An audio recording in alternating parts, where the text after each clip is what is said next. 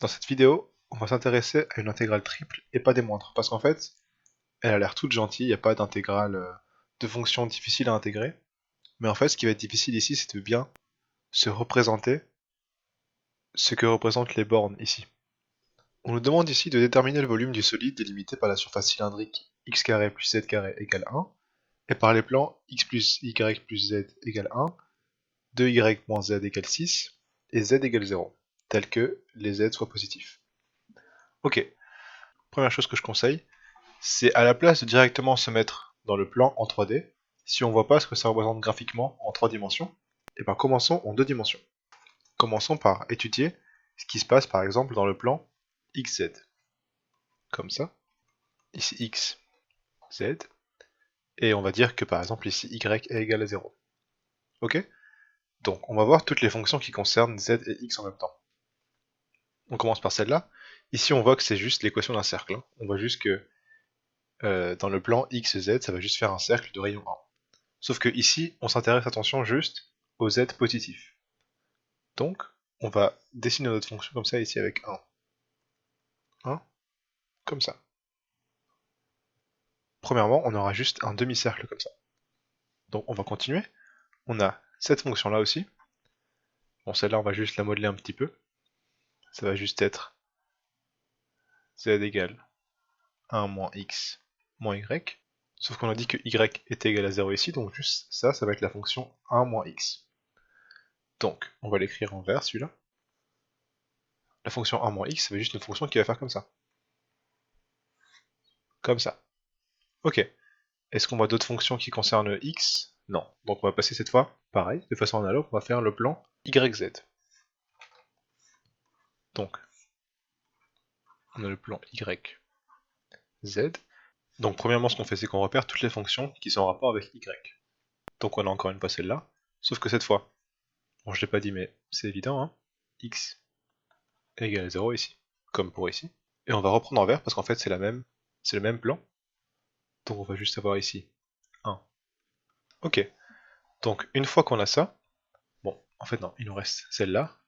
Donc on aura, ici on va juste la remodeler, et on aura juste z égale 2y moins 6. Donc imaginons qu'on ait moins 6 ici, et donc que la racine ça soit 0 égale 2y moins 6, donc y égale 3, donc y 3 ici, et ben ça va faire une courbe, plutôt une droite comme ça. Bon là c'est vraiment pas du tout à l'échelle, mais c'est vraiment juste pour voir comment est-ce que nos fonctions vont couper les axes. Ok, et là, bon, c'est pas évident de le voir, mais en fait, ici cette fonction-là, elle ne dépend pas de y. Ok? Mais c'est pas un plan. Elle va être pareille pour tous les y. Donc en fait, on va voir que ça va juste être un gros cylindre. Je le dessine en 3D, mais en gros, ce cylindre-là, il va venir couper comme ça. Ok. Donc, retenez juste ces courbes-là, et maintenant, on va essayer de le faire en 3D. Ok. Maintenant, on va essayer de voir en 3 dimensions ce que ça représente. C'est la partie un peu compliquée. Donc déjà, on fait notre repère. On va commencer par le plus simple, le cylindre. Et en fait, le cylindre, c'est juste, on a vu, quelque chose donc qui ne varie pas selon y, donc ça va suivre une droite selon y comme ça, et dans le plan XZ, ça formait un demi-cercle comme ça. Donc en fait, notre demi-cylindre va juste faire quelque chose comme ça, avec ici bien sûr 1, et 1 aussi ici. Ok, donc maintenant qu'on a notre zoom sur le cylindre, ici on a toujours 1, et ici 1, on va essayer de voir comment est-ce que les différents plans coupent ce cylindre. Parce qu'en fait, ce qu'on va faire, c'est juste que le volume qu'on devra calculer, ce sera juste un morceau du cylindre ici qui va être coupé par les différents plans. Donc déjà, on va voir notre plan qui ici était représenté par cette droite-là, et ici par cette droite-là. Vous savez, c'est ce plan-là qui est coupé ici cet axe-là. C'est ce plan-là qui était représenté d'un côté par 1 moins x et de l'autre côté par 1 moins y. Donc en fait déjà, on voit que c'est un plan, parce qu'il n'y a pas de x carré, y carré, c'est juste un plan. Et en fait, ici, c'est un plan qui est représenté par ces deux vecteurs-là. On sait tous qu'un plan a besoin de deux vecteurs pour être représenté. Donc en fait, ce plan-là va juste faire, si on continue les droites comme ça, quelque chose comme ça. Ça va être notre plan. Comme ça. Qui va être un petit peu penché vers l'arrière, comme ça. Et un petit peu aussi penché sur le côté. En gros, ça va vraiment former un triangle comme ça. Et donc, si on imagine que ça coupe notre cylindre, ça va le couper d'une forme un peu comme ça. Un peu allongé comme ça. Ok. Donc maintenant, il ne nous reste plus qu'une dernière fonction, vu qu'on a déjà traité ça et ça. Il ne nous reste plus que le plan de y moins z. Et ça, en fait, c'est un plan assez simple, parce que il dépend juste de y, cette fois pas de x. Donc ça va être un plan qui va être constant selon x, donc qui va suivre une droite comme ça. Et en fait, il va être défini donc selon le vecteur x, et aussi selon un autre vecteur qui va être la courbe qui faisait comme ça. C'est la courbe qui était représentée par la fonction z égale 2y-6. Et en fait, du coup, en faisant juste le plan qui représente ces deux vecteurs-là, ça nous fait quelque chose comme ça.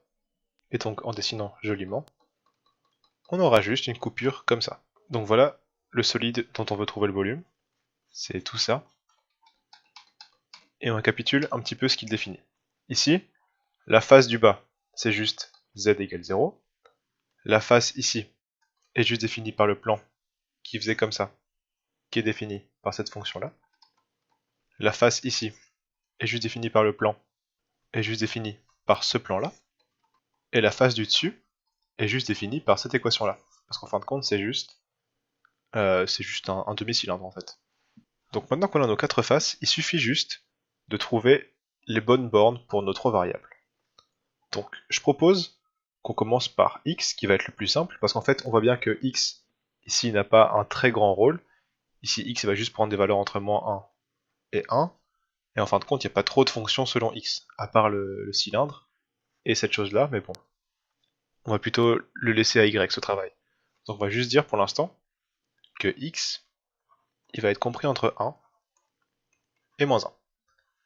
Et là, on peut continuer avec z. Pourquoi z? Parce que on va laisser la variable qui dépend le plus d'autres variables pour la fin.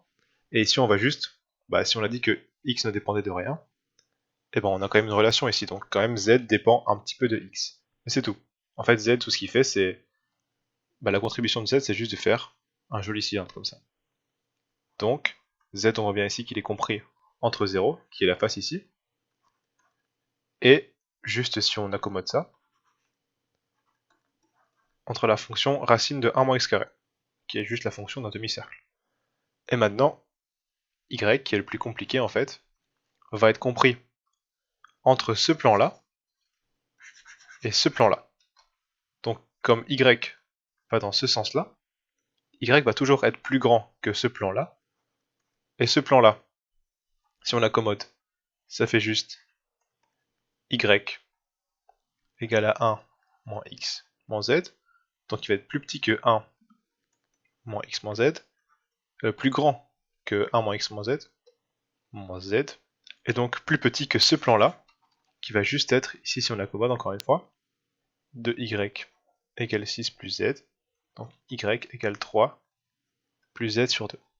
Donc y va être plus petit que 3 plus z sur 2.